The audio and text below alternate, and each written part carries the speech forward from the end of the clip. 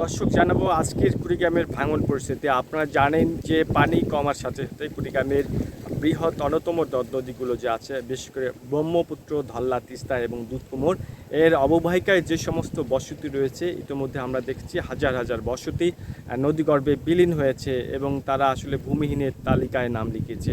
আপনাদেরকে একটি বিষয় জানাই রাখি যে কুড়িগ্রামের বিশেষ করে রৌমারী, রাজীবপুর, চিলমারি এবং সেই সাথে উলিপুর ব্রহ্মপুত্রের তীব্র ভাঙন সেখানে চলছে এবং সেই সাথে দুধকুমোরের পাদদেশে অবস্থিত বিশেষ করে নাগেশ্বরী এবং ভ্রুঙ্গামারী উপজেলার বেশ কিছু পয়েন্টে ভাঙন দেখা দিয়েছে এবং সেই সাথে তিস্তার আসলে যে অববাহিকায় অবস্থিত যে আসলে খিতাবখা এবং চর খিতাবখা এবং সেই সাথে যে সেখানকার যে রামহুরি যে এলাকাটি আছে সেটি কিন্তু ব্যাপক ভাঙনের মুখে পড়েছে। এখানকার মানুষ শঙ্কিত রয়েছে। আপনাদেরকে আরেকটি বিষয় জানিয়ে রাখি যে কুড়িগ্রাম আসলে যে ধল্লার অববাহিকায় অবস্থিত ফুলবাড়ী উপজেলার বিশেষ করে নাওডাঙ্গায় এবং সেই সাথে যে ভাঙ্গামোড় এবং সেখানকার একটি চর মেঘলি চর নামে একটি চর আছে, সেই চরটি কিন্তু ব্যাপক ভাঙনের মুখে পড়েছে। যদিও বা সেই ভাঙন পরিস্থিতি মোকাবেলায় কর্তৃপক্ষের কার্যকরী উদ্যোগ নেই, আমরা এমনটি অভিযোগ পেয়েছি।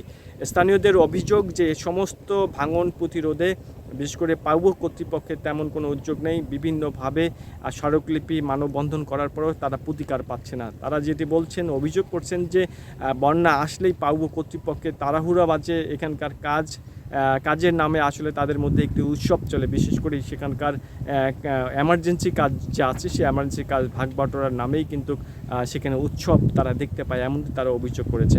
তবে কুড়িগ্রাম পাউবো কর্তৃপক্ষের সাথে আমি যোগাযোগ করে যেটি জানতে পেরেছি, এখন পর্যন্ত 25-26 অর্থ বছরে প্রায় 85টি আসলে প্যাকেজের কাজ তারা করেছে। বিশেষ করে আমার কাছে যে অভিযোগটি রয়েছে যে 85 প্যাকেজের মধ্যে প্রায় একটি প্রতিষ্ঠানকে 35টি প্যাকেজের কাজ দেওয়া হয়েছে। এটি নিয়ে কিন্তু পাউবো কর্তৃপক্ষের স্বচ্ছতা এবং জবাবদিহিতাও আসলে প্রশ্নবিদ্ধ।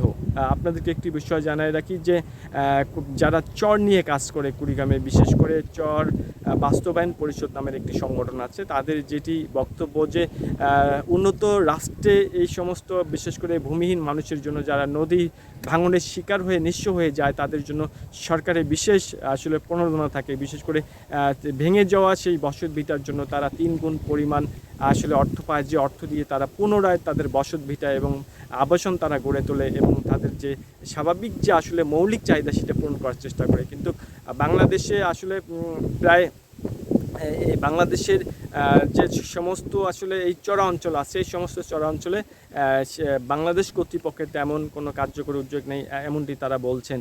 তবে সব মিলিয়ে বলা যায় কুড়িগ্রামের যে ভাঙন পরিস্থিতি তা কিন্তু একেবারে ভয়াবহ অবস্থা। যদি এই অবস্থা থেকে উত্তরণ না করা যায় তাহলে দীর্ঘ হবে এখানকার ভূমিহীন মানুষের সংখ্যা। বিশেষ করে ফসলি জমি এবং শিক্ষা প্রতিষ্ঠান হারিয়ে প্রতিনিয়ত কিন্তু কুড়িগ্রামের যে আসলে মানচিত্র আছে তা কিন্তু দিন দিন সংকুচিত হয়ে যাচ্ছে। এমন পরিস্থিতিতে স্থানীয় এবং কুড়িগ্রামবাসীর দাবি যে পাউবো কর্তৃপক্ষের উৎসব নয়, পাউবো কর্তৃপক্ষ যাতে এই সমস্ত ভাঙন প্রতিরোধে কার্যকরী উদ্যোগ নেয় এবং আসলে স্থায়ী নদী শাসন করে, এমনটি প্রত্যাশা কুড়িগ্রামবাসীর। এই ছিল কুড়িগ্রাম থেকে ইউনাইটেড টিভির পর্দায় সর্বশেষ পরিস্থিতি।